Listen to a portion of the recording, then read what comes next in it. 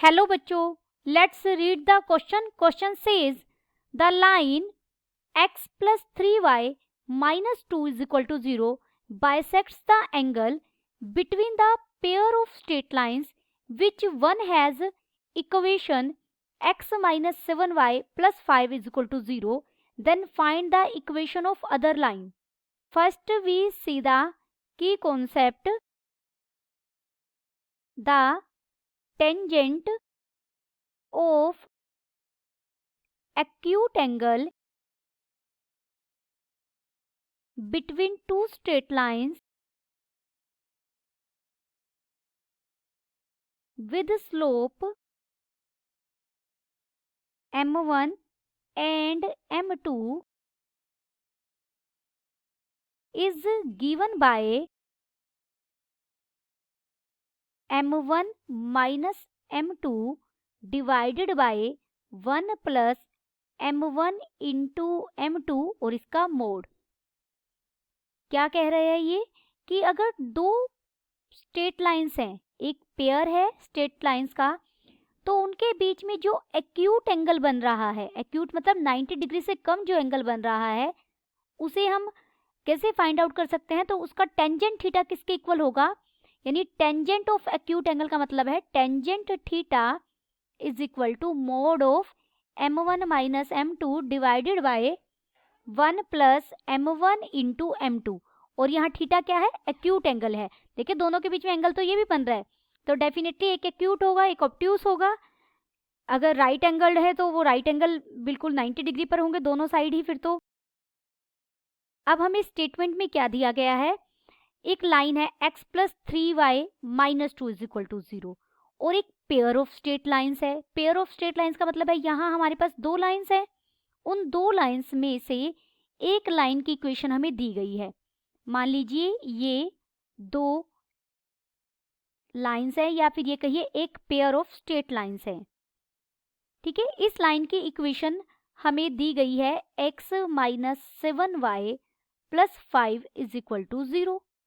इन दोनों के बीच में जो एंगल बन रहा है, एक थर्ड लाइन उसे बाइसेक्ट कर रही है, उस एंगल को बाइसेक्ट कर रही है. और जो ये लाइन बाइसेक्ट कर रही है, इसकी इक्वेशन दी गई है x plus 3y minus 2 is equal to 0. और हमें इस लाइन की इक्वेशन बतानी है. अदर लाइन कहा है ना, पेयर ऑफ स्ट्रेट लाइन में से एक लाइन की इक्वेशन दी गई है और इसकी इक्वेशन बतानी है. ये दोनों एंगल बराबर हैं, ये वाला एंगल इसके साथ बराबर है. अब ये देखिए, ये जो इस लाइन का और इस लाइन का, जिस लाइन की इक्वेशन फाइंड आउट करनी है उसे मैंने ग्रीन से कर दिया. ये इस लाइन की इक्वेशन फाइंड आउट करनी है. किसी भी लाइन की इक्वेशन निकालनी हो तो मुझे एक पॉइंट चाहिए और एक स्लोप चाहिए. पॉइंट तो तीनों का जो पॉइंट ऑफ इंटरसेक्शन है, यानी जो गिवन टू लाइंस हैं उनका हम पॉइंट ऑफ इंटरसेक्शन निकाल लेंगे और डेफिनेटली थर्ड लाइन भी उससे पास करेगी, वहां से मिल जाएगा. और फिर अगर हमें इसका स्लोप और मिल जाए तो हम फाइंड आउट कर सकते हैं equation of line. Point of intersection, तो सबसे पहले हम point of intersection find out करेंगे.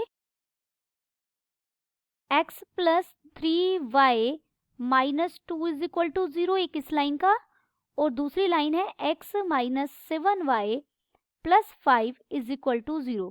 To find point of intersection लिख लीजिए यहाँ पर कि हम point of intersection find out करने के लिए इन्हें साइमल्टेनियसली सॉल्व करेंगे. देखिए सबसे पहले आप इन्हें सब्ट्रैक्ट कर दीजिए. तो सब्ट्रैक्ट करेंगे, ये एक माइनस हो जाएगा, ये प्लस हो जाएगा और ये माइनस हो जाएगा. x से x कट जाएगा, ये 10y बन जाएगा और ये माइनस 7 हो जाएगा is equal to 0. This implies यहाँ से हमें y की वैल्यू मिल गई 7/10. आप किसी भी एक इक्वेशन में y की वैल्यू रख दीजिए. दिस इज इक्वेशन फर्स्ट और ये हमारी इक्वेशन सेकंड है. कहीं भी एक जगह y की वैल्यू रखिए, पुट इन फर्स्ट, तो हमें x मिल जाएगा. x is equal to 2 minus 3 और y कितना मिला है 7/10, तो ये मिल जाएगा -1/10.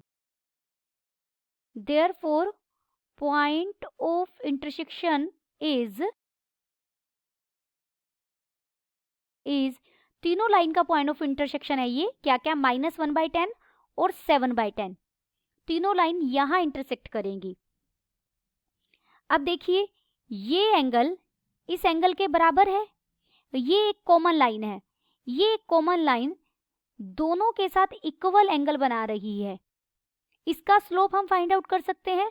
इक्वेशन 1 जो लाइन है, slope of equation first line, जो हमें वो लाइन दी गई है उसके स्लोप, हमें क्या मिलेगा, यहां से स्लोप हो जाएगा इक्वेशन फर्स्ट लाइन का -1/3, -1/3। स्लोप कैसे फाइंड आउट करते हैं, कोई भी लाइन की इक्वेशन है ax + by + c = 0, तो स्लोप क्या होगा, यहाँ पर स्लोप होगा -a/b, जो x का कोफिशिएंट है उसका negative and divided by y का coefficient. Slope of equation second line is, उसका स्लोप देखिए x का कोफिशिएंट क्या है वहां पर 1, उसका नेगेटिव लेंगे और डिवाइडेड बाय y का कोफिशिएंट है -7, तो ये -1/-7 1/7 आ जाएगा। Let slope of required line, जो लाइन हमें फाइंड आउट करनी है उसका स्लोप हमने m मान लिया, bm।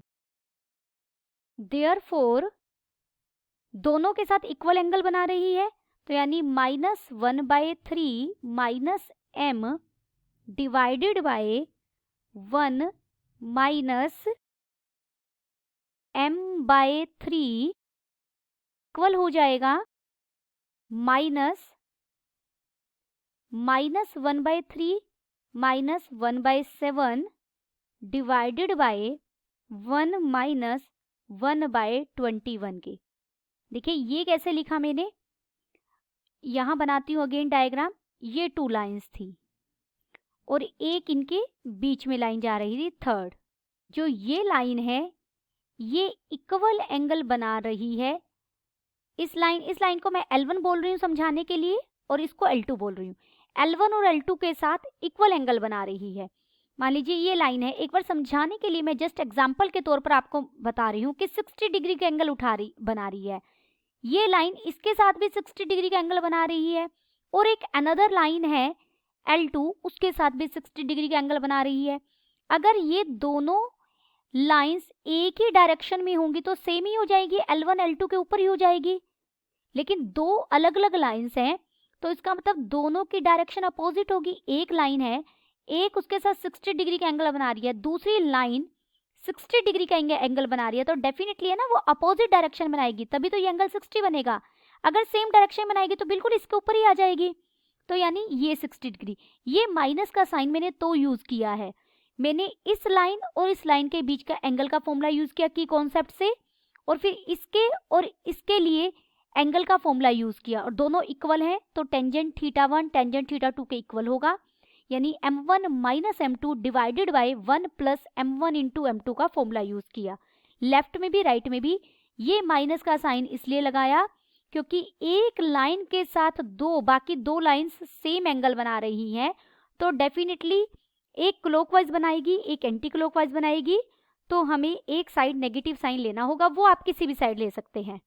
अब यहाँ से हम इसे सोल्व करेंगे। दिस इम्प्लाइज -1 -3m, मैंने एलसीएम लिया न्यूमरेटर में भी और डिनोमिनेटर में भी, और 3 से 3 कट जाएगा, 3 - m हो जाएगा, is equal to right hand side में हम इसे सोल्व करेंगे। देखिए न्यूमरेटर में भी 21 आएगा और -7 - 3 यानी -10 हो जाएगा, और माइनस बाहर ऑलरेडी एक बाहर था 10/20 बन जाएगा। दिस इम्प्लाइज यहाँ से आप m के लिए सोल्व करेंगे तो m की वैल्यू हमें -1 मिल जाएगी। m मिलते ही हमें रिक्वायर्ड लाइन का स्लोप मिल गया। Therefore equation of required line, किसी भी लाइन की इक्वेशन जो x1, y1 से पास कर रही हो और जिसका स्लोप m हो, हम कैसे लिखते हैं y - y1 is equal to m into x minus x1। यही फॉर्मूला यूज करेंगे इक्वेशन ऑफ रिक्वायर्ड लाइन बनाने के लिए। y माइनस y1 पॉइंट क्या है, जो पॉइंट ऑफ इंटरसेक्शन था, यानी 7/10 इज इक्वल टू m हमें -1 मिला है, x माइनस x1 यानी 1/10। दिस इम्प्लाइज ये बन जाएगा 10y minus 7 is equal to -10x minus 1। This implies 10x plus 10y is equal to 6. This implies 5x plus 5y is equal to 3. Then the final answer is equation of required line is equal to 5x plus 5y is equal to 3. Hope you understood it well. Best of luck.